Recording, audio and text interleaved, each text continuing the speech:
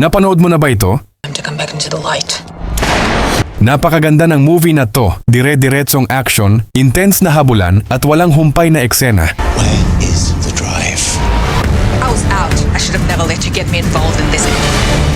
Ayon sa ratings ng movie na to ay may 5.5 out of 10. Ako nga pala si Streamix PH, mahilig ako manood ng movie.at series. Available na panoorin sa Streamix PH. Libre lang. Ikaw, napanood mo na ba ito o hindi pa? Sabihin mo sa comment section. Narito ang short plot twist, Tagalog. Nagtago siya sa ilalim ng kama at hindi sinasadyang nakakita ng isang USB flash drive. Walang nahanap ang mga bandido.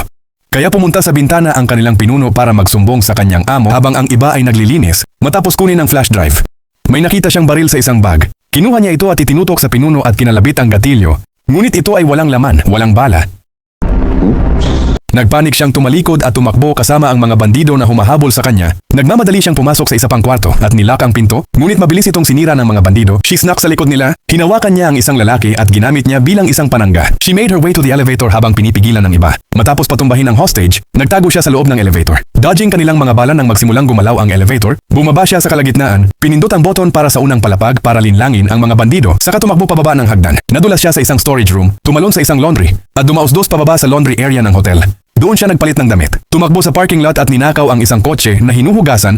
Nagmaneho siya sa roadblock ng mga bandido. Nagdulot ng malakas na kalabog na nakakuha ng atensyon ng malapit na pulis. But then, aksidente ang nangyari. Parehong bumaligtad ang kanyang sasakyan at isang sasakyan ng pulis. Naabutan siya ng mga kalaban. Mabilis siyang bumaba ng sasakyan at tumakbo sa malapit na eskinita. Pagkatapos tumakbo ay pumasok siya sa isang safe house. Sinundan siya ng mga bandido sa eskinita and saw signs kung saan siya nagpunta. Sa loob ng safe house ay tinawag niya ang kanyang mga kasamahan. Nang makatanggap sila ng tawag ay binuksan ng kanyang mga kasamahan ang kanilang mga backpack na hawak ang mga brilyante na hinahanap ng mga bandido. Pumasok ang mga bandido sa safe house at hinanap ang bawat sulok, ngunit hindi siya mahanap. Ang tanging nakita nila ay isang bukas na bintana. Nagsimula na silang umalis, ngunit napansin ng pinuno ang isang telepono na nakasabit sa kisame. Curious na kinuha niya ito at sinubukang tawagan ng numero. At that very moment talagang nagtatago siya sa itaas. Hindi natuloy ang tawag, kaya sumuko na ang mga tulisan at umalis. Nang sila ay umalis, bumaba siya mula sa bubong at tumakbo para salubungin ang kanyang mga kasamahan. Matapos niyang mahanap, inilabas niya ang USB drive at isinaksak ito sa isang computer. Iniisip niya may hawak itong patunay ng mga krimen ng bandido, ngunit sa sandaling na-load nito ang programa sa loob, automatikong ipinadala ng USB ang kanilang lokasyon sa isang tao.